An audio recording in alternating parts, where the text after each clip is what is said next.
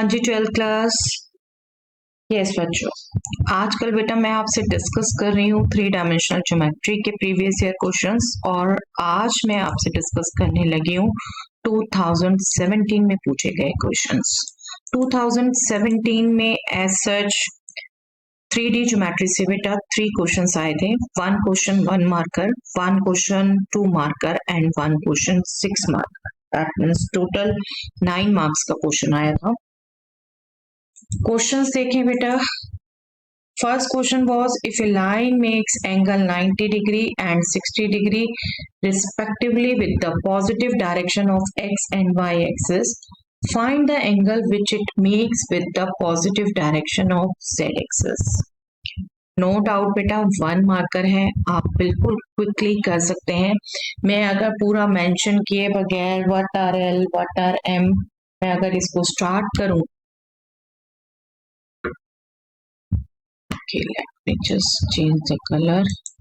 Okay, यहाँ अगर simple meaning देखें बेटा, डायरेक्शन कोसाइन L होगा cos 90 डिग्री, that means 0.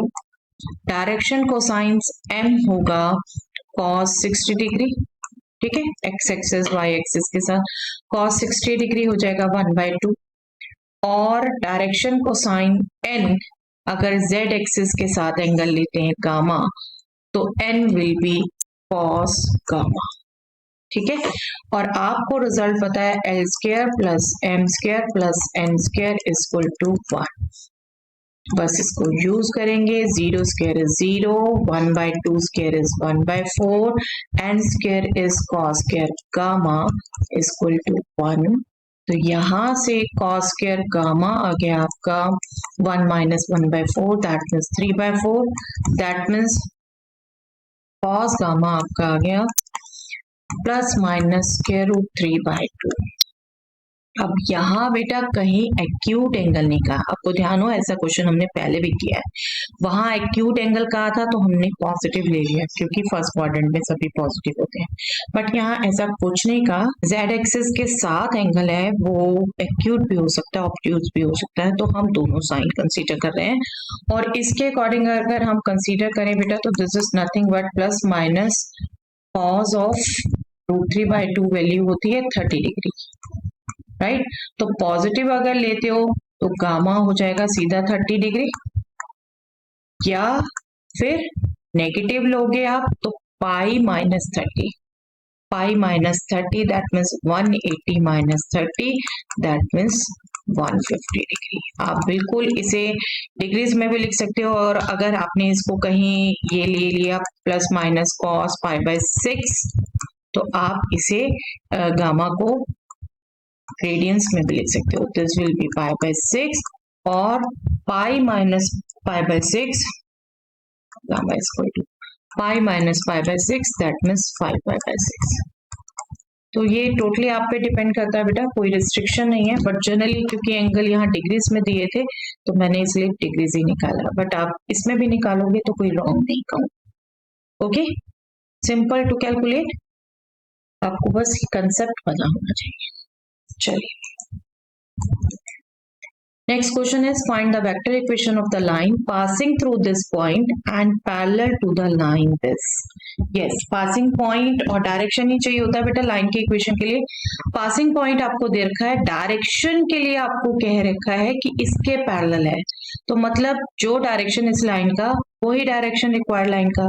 तो हम इसके डायरेक्शन के लिए यहाँ से drs पढ़ते हैं, है ना, drs पढ़ सकते हैं। गिवन लाइन इज, बशर्ते ये स्टैंडर्ड फॉर्म में हो, जो आपको दिख रहा है क्लियर कट बेटा स्टैंडर्ड फॉर्म में नहीं है। स्टैंडर्ड फॉर्म में क्या होता है, x y z इनसे सब्ट्रैक्शन से स्टार्ट होता है, जबकि यहाँ 5x है। ओके, तो मैं क्या करूंगी, 5 कॉमन ले लिया, x माइनस 5 हो गया। यहाँ y को पॉजिटिव बनाना है और कोफिशिएंट भी बंद करना है, -7 कॉमन ले लिया, y -2 हो गया। यहाँ तो 35 का 35 ही कॉमन लेना पड़ेगा। अब कॉमन लेके एक्चुअली क्या कर रही हूँ, ये 35 ही मैं डिवाइड कर दूं थ्रू आउट, तो ये हो जाएगा x माइनस 5 डिवाइडेड बाय 7, ये हो जाएगा y माइनस 2 डिवाइडेड बाय -5, ये हो जाएगा z डिवाइडेड बाय 1। मैंने डिवाइड कर दिया 35 से। मुझे दिखा 5 7 35 और 35 तो इन दोनों का मल्टीपल है, तो मैं 35 से डिवाइड कर देती हूँ, एडजस्ट हो जाता है। तो ये डियर्स हो गए बेटे, है ना। DRs of this line are 7 -5 1। अब जो हमें इक्वेशन पूछी ना बेटे, वेक्टर इक्वेशन पूछी है, that means required line is in the direction of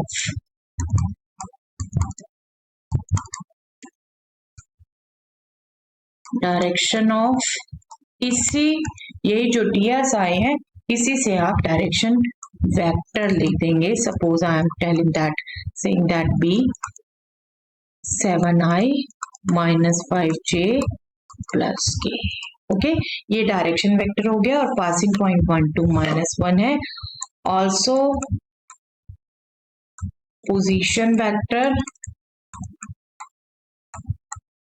of the point A जिससे लाइन पास कही जा रही है, दैट इज से ए, स्मॉल ए नेम दे देते हैं, जो हम स्टैंडर्ड इक्वेशन में नेम लिखते हैं बेटा वही एज्यूम कर रहे हैं। 1 2 -1 थे, I + 2j - k। Okay, therefore equation of the line is R = A plus lambda b, where lambda is definitely a scalar। इसको हम बिल्कुल पुट करेंगे बेटा, ऐसा सच नहीं छोड़ेंगे। A is I + 2j - k plus lambda times 7i - 5j plus k। Okay, आप directly ये भी लिख सकते थे, R = A plus lambda भी लिख के। 2 मार्क का क्वेश्चन है बेटा, इस हिसाब से थोड़ा थोड़ा आपने ध्यान रखना है, मेन आपने रीजनिंग जरूर देनी है। ओके, चलिए, simple to get. Yes, next question is find the equation of the plane through the line of intersection of this plane and this plane। Okay, इन दोनों प्लेन के लाइन ऑफ इंटरसेक्शन जो है उससे पास होने वाला प्लेन कैलकुलेट करना है बेटा, and perpendicular to the plane this. Okay, जो हमसे इक्वेशन ऑफ द प्लेन पूछी है उसके लिए 2 कंडीशन है, वो इन दोनों प्लेन के लाइन ऑफ इंटरसेक्शन से पास होता है बेटा, और इस प्लेन के परपेंडिकुलर है।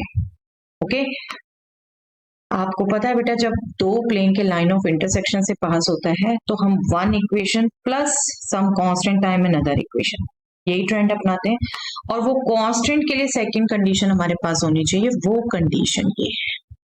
Okay, hence find whether the plane thus obtain contains the line this.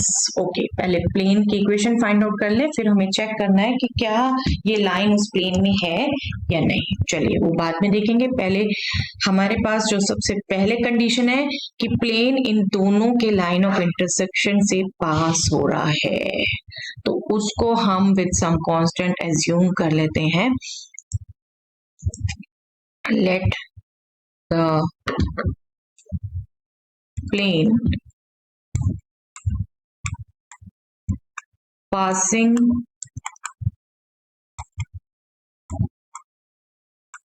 through the intersection of, आप रिक्वायर्ड प्लेन भी लिख सकते थे बेटा simply, no harm in that also. जो हमसे प्लेन पूछा है वो हम एज्यूम कर रहे हैं। ओके, बिल्कुल उसको आप रिक्वायर्ड प्लेन भी लिख सकते हैं। 2i - 3j plus 4k = 1 and r dot i minus j।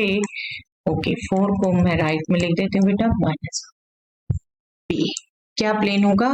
r vector as such dot first normal vector that is 2i - 3j plus 4k plus lambda times second normal vector I minus j equal to 1 constant, again plus lambda times -4, that means -4 lambda। Okay, this is the plane जो हमें calculate करना था, और लेकिन lambda calculate होगा तब ये plane की इक्वेशन हमारे पास पूरी आएगी. 2 plus lambda I, j will be minus 3 plus lambda j and k will be 4k. Z come, sorry, this equal to 1 minus 4 lambda. Okay, अब ये प्लेन का है, परपेंडिकुलर है इस प्लेन के. अब दो प्लेन के परपेंडिकुलर की कंडीशन समझें बेटे. सपोज ये एक प्लेन है, इसके नॉर्मल ये वेक्टर है, इस प्लेन के परपेंडिकुलर है अनदर प्लेन, इसके नॉर्मल ये वेक्टर है. आप देख रहे हैं फिगर में टोटल क्लियर है. जब दो प्लेन आपस में परपेंडिकुलर है तो इसका मतलब उनके नॉर्मल भी परपेंडिकुलर हो, है ना, और उनके नॉर्मल हमें वेक्टर फॉर्म में दिए हैं. तो जब वो एक दूसरे के परपेंडिकुलर है तो उनका डॉट प्रोडक्ट क्या होगा? Yes, zero. राइट, जो दो वेक्टर परपेंडिकुलर है, नॉन जीरो वेक्टर परपेंडिकुलर है, उनका डॉट प्रोडक्ट जीरो होगा. तो बस उसी कंडीशन को यूज करेंगे हम. It is perpendicular to the plane. जिस प्लेन के परपेंडिकुलर है वो हम लिख देते हैं r dot 2i minus j plus k plus 8 is equal to 0, या इसे इक्वल टू माइनस 8 पे लिख सकते थे, हमें तो सिर्फ नॉर्मल वेक्टर चाहिए. Therefore 2 plus lambda i minus 3 plus lambda j plus 4k, इनके नॉर्मल भी परपेंडिकुलर होंगे, इसलिए इनके नॉर्मल का डॉट प्रोडक्ट 0 आएगा. We are writing this only. ठीक है, नॉर्मल का डॉट प्रोडक्ट 0 आएगा. I never like overwriting बेटा, आप भी अवॉइड करें क्योंकि पेपर में क्लियर पढ़ा जाना बहुत जरूरी है बेटा.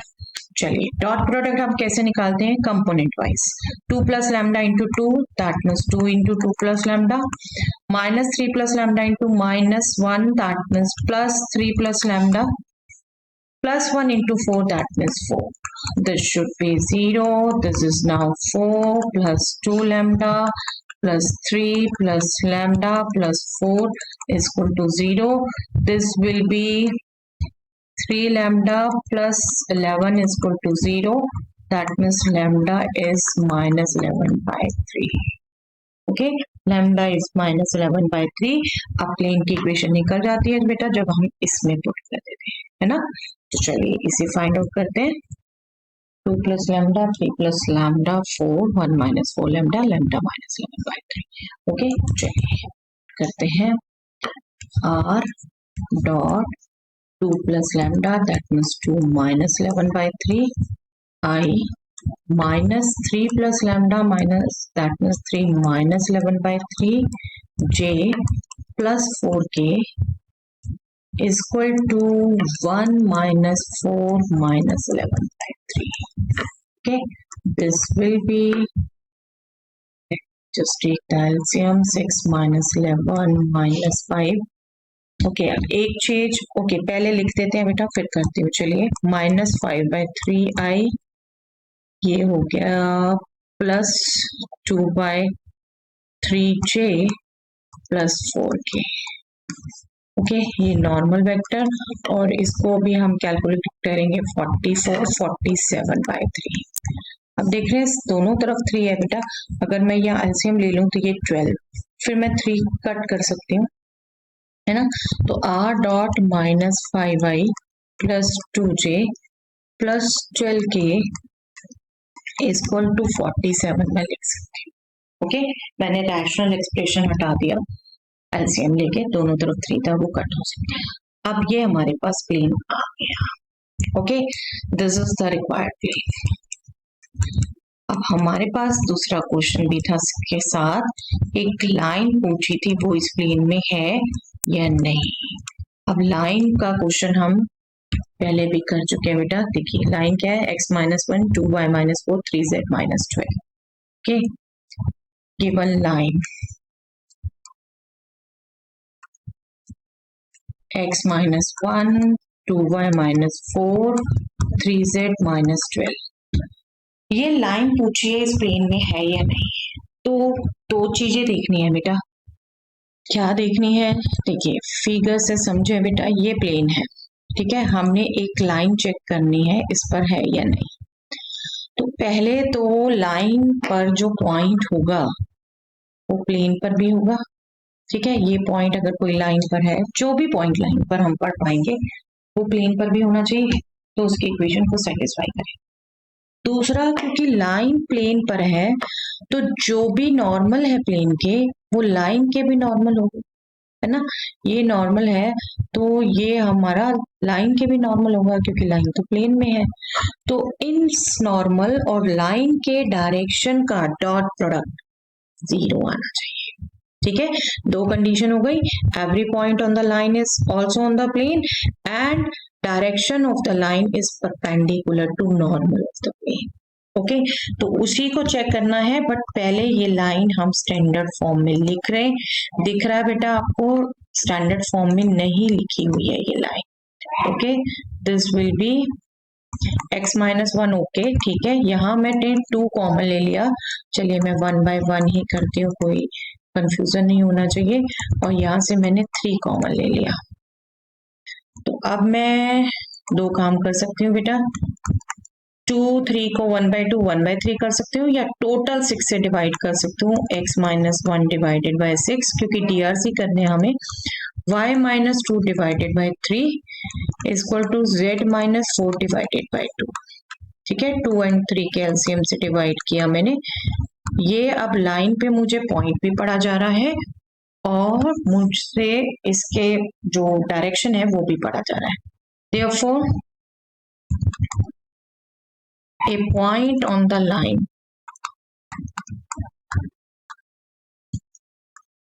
मैंने प्लेन की इक्वेशन वेक्टर फॉर्म में लिखी है बेटा, तो सब वेक्टर ही लिखती हूँ। हैज पोजीशन वेक्टर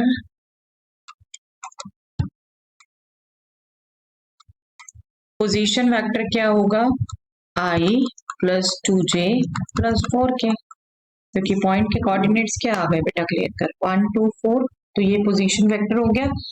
एंड इसको मैं a लिख देती हूँ, and line is in the direction of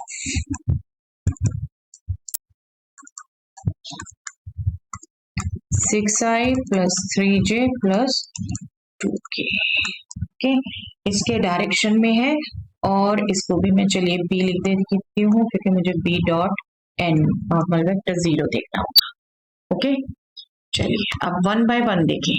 ये पॉइंट अगर प्लेन पर है तो उसकी इक्वेशन को सेटिस्फाई करेगा, तो मुझे ये i plus 2j plus 4k r की जगह रखना है बेटे, r जनरल पॉइंट है कोई भी, ये सेटिस्फाई होके ये आंसर आना चाहिए, सेटिस्फाई होना चाहिए। नाउ टू चेक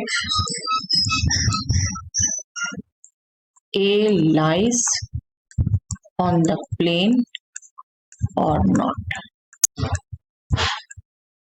तो a था बेटे i plus 2j plus 4k, plane की इक्वेशन में आया था -5y 12j, okay 2j plus 12k equal to 47, plus 2j plus 12k is equal to 47, that means -5 plus 4, 12 4s are 48।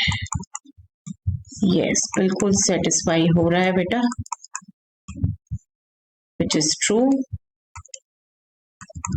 आप put करके देख सकते हैं 47 के इक्वल आए, बट जनरली बच्चे ऐसे कर देते हैं, तो इसलिए मैं इसको प्रॉपर लिखने का ढंग दिखा रही हूँ बेटा, क्योंकि लिखते नहीं है पूरे। Which is true, that means a lies on the plane. ठीक है, अब आता है B vector and normal vector, B dot normal vector. B vector था हमारा बेटा 6i plus 3j plus 2k, और नॉर्मल वेक्टर है हमारा -5y plus 2j plus 12k। B जिसके डायरेक्शन में लाइन थी, और एन जो प्लेन के नॉर्मल है। इनका डॉट प्रोडक्ट क्या आना चाहिए, 0 0, अगर ये आपके लाइन प्लेन में है तो। This is 6 minus 5 minus 30, 3 2s are 6, 12 2s are 24। Yes ये 0 आ रहा है बेटा, बिल्कुल 0. That means P is perpendicular to N. That means line is in the plane. ठीक है, आप ज्यादा से ज्यादा यहाँ इक्वेशन लिख सकते हैं, बट ऑलरेडी क्वेश्चन काफी लंबा हो चुका है, आई एम स्किपिंग. ये आपको चेक करना था बस लाइन प्लेन में है या नहीं. यस प्लेन में है. ओके, आई होप ये बेटा इस टाइप के क्वेश्चन आपके एनसीईआरटी में कम है. तो ये बच्चे कंसेप्ट ध्यान नहीं रखते कि लाइन प्लेन में कैसे होगी. सिंपल सी बात है, लाइन के दो कंपोनेंट्स आप देखते हो, एक लाइन पर पॉइंट और एक लाइन का डायरेक्शन. तो उसी के बेस पे आप चेक करते हो प्लेन में होगी तो वो पॉइंट भी प्लेन में होगा, और क्योंकि प्लेन में है तो नॉर्मल जो होगा ना लाइन के डायरेक्शन के परपेंडिकुलर होगा. ठीक है, तो I hope you have understood, you can use it easily. चलिए नेक्स्ट क्वेश्चन देखते हैं. Find the vector and Cartesian equation of a line passing through this point and perpendicular to two lines this and this. Yes, बिल्कुल similar question हमने बेटा last class में किया था. That means 2016 में, आई थिंक कोऑर्डिनेट्स भी यही थे. ये वेक्टर इक्वेशन में था शायद. ओके, आप बिल्कुल वहां से भी चेक कर सकते हो, बट कोई बात नहीं, एक बार हम यहाँ पर चेक कर लेते हैं, क्योंकि वेक्टर एंड कार्टेशियन इक्वेशन दोनों पूछी है. तो मैं वेक्टर के लिए पहले ए लिखती हूँ, फिर मैं बी वेक्टर लिखती हूँ. मैं आपको रिकॉल करा दूं बेटा, ये दोनों लाइंस आपको दी हुई है. अगर ये थर्ड लाइन इनके परपेंडिकुलर होनी है, तो सपोज इस लाइन का डायरेक्शन P की तरफ है, इस लाइन का डायरेक्शन Q की तरफ है, तो P क्रॉस Q डेफिनेटली इसके परपेंडिकुलर होगा, है ना. बस इतना छोटा सा कंसेप्ट हमने यूज किया था बेटा, अभी भी वही करेंगे.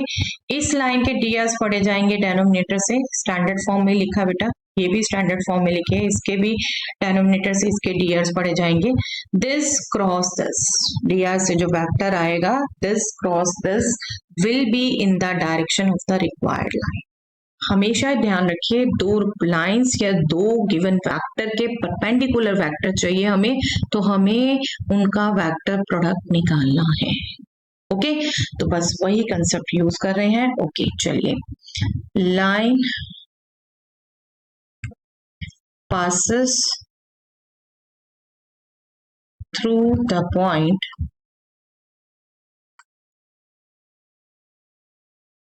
1 2 -4. Therefore मैं सीधा ए वेक्टर लिख देती हूँ बेटा, शॉर्ट में लिखती हूँ. इसी से जो पोजीशन वेक्टर आएगा I + 2j - 4k, जो मुझे यूज करना है. Also line is perpendicular to the given lines, और गिवन लाइंस क्योंकि खुद स्टैंडर्ड फॉर्म में है, आप क्वेश्चन पेपर में देख चुके, इसलिए लिखने की बेशक जरूरत नहीं है. देयरफॉर बी वेक्टर लिख रही हूं मैं बस सीधा. B vector will be vector जो इन डीआर से आ रहा है, 3i - 16j + 7k cross vector product. अब जो सेकेंड लाइन के डीआर से आ रहा है वेक्टर 3i + 8j - 5k, इनके क्रॉस प्रोडक्ट से जो वेक्टर आएगा वो डायरेक्शन देगा. चलिए कैसे निकालते हैं हम. Again determinant form, first row ijk, second row 3 - 16 7, third row 3 8 - 5.